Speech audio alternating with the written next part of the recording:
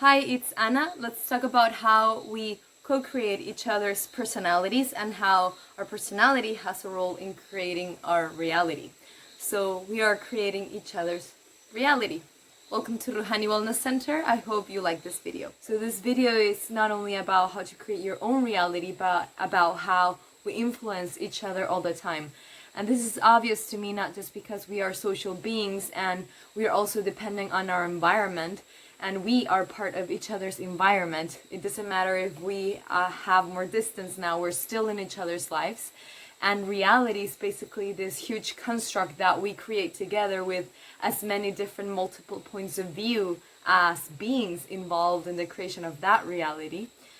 But there are specific ways, I believe, in how we co-create each other's worlds. So this idea came to me to do this video with this phrase from Jordan Peterson, and he's a very well-renowned psychologist. He's an amazing teacher. He has tons of videos in YouTube if you want to look at them. I think it's very nurturing. And he said a phrase, we are co-creators of each other's personalities. And he said to think about ourselves as architectures of our own personality and also about each other's. So you can see his words if you want to know what he said instead of my interpretation. But what that woke up in me, the way I saw that is true. We co-create each other's personalities, and we can see that as we develop the personality, our caretakers and our caregivers and the small circle of our family and friends when we're growing up, the way they see us and approve or disapprove of us will help us create what is wanted and unwanted. And we usually put what is wanted or what actually helped us survive, we'll put it on front, and then keep in the shadows all those aspects of ourselves that weren't helping us survive or that weren't approved of, So we begin to identify with this character, and that eventually will stay steady and a bit more concise, and the character will build around that and will identify with that and have that face, which is what personality means to the world. Then this personality or face that we put to the world is gonna turn into a reality in two different ways. The first one is it has us make an idea of who we are. It's our self-image. And then the second one, it's the lens through which we see reality. So it's how you see yourself and how you see reality.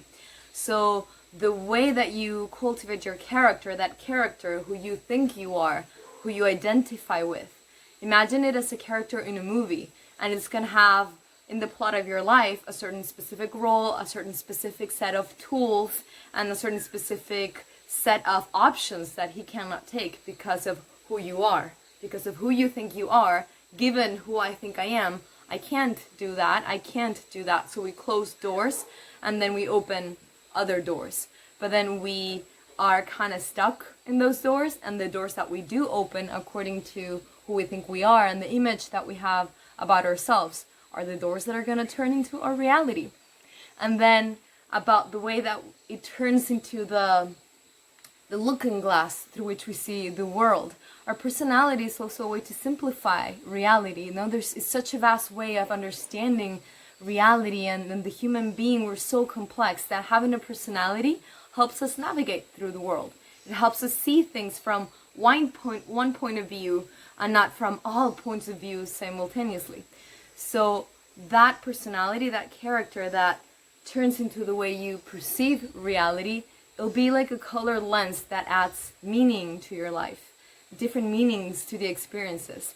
And then what our internal being will digest is not the actual reality, if that even exists, is the meaning that you add to that reality. That's what's gonna stay with you.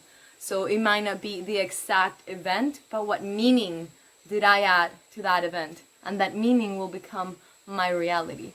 So it's easy to see how personality has a big role on the way that you perceive yourself in the world and thus create your reality. And then let's assume that the personality is something that changes through life, okay? It's not something that happens and it gets frozen. For most people, maybe it does, but then life goes by and then we're still constructing our personality, and we have that ability to still change and navigate through life. And we keep doing the same thing. We keep responding in positive or negative ways to each other, and based on our own projections and the own reality that we're seeing, I will respond positively or negatively to you, and that will also go into yourself and co-create that self-image. So I'm not saying that we should believe in everything that people think about us. It's an energetical thing. It's an energy. By being in a room, this is also the way constellations or systems work. When you're in a group full of people, there's always someone that's going to be the fast-paced one, and someone that is going to be the slower, calmed one, or someone that is going to be the one that is more upfront, or someone that's going to be the more playful, or someone that's going to be... And so based on the different roles that we take within a system or a group or a family, group of friends, co-workers, then we also assume that role in the constellation that we're in the system that we're in, and then that will also contribute in the co-creation of our self-image and our personality and our reality. And finally, it is said among the medicine men and women, some that I've known, that we are dreamers of our own reality. You know, ancient cultures would dream their own lives into manifestation. And when we do that, we are both the dreamer and the dream itself. So when someone has a very, very strong dream, sometimes it overtakes the weaker dreams in a way. So what happens is, and I love this phrase, if you're not dreaming your own reality, then someone else will dream it for you. So we begin to become encapsulated in other people's reality fields. So we also collaborate in creating each other's realities in that way too.